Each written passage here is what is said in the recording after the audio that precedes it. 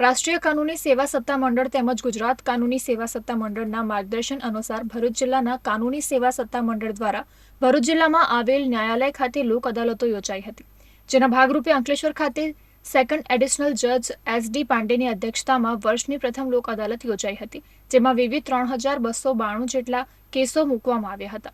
આ લોક અદાલતમાં લગ્ન વિષયક કેસ, ચેક બાઉન્સના કેસ, સિવિલ દાવા, એમએસીપી અને જમીન સંપાદન વળતરના કેસ મૂકવામાં આવ્યા હતા, જેનો સમાધાનકારી વલણ અપનાવી નિકાલ કરવામાં આવ્યો હતો. લોક અદાલતમાં ન્યાયાધીશ, ધારાશાસ્ત્રીઓ અને પક્ષકારો ઉપસ્થિત રહ્યા હતા. જો લોક અદાલતમાં કોઈ પણ સેટલમેન્ટ થાય તો એનાથી બધાને સમયના, પૈસાના બચત થાય. તે સિવાય બંનેની વિન વિન સિચ્યુએશન હોય, એકબીજા સાથે સંબંધ પહેલા જેવી સાચવી રાખે, કોઈ સંબંધ બગડે નહીં.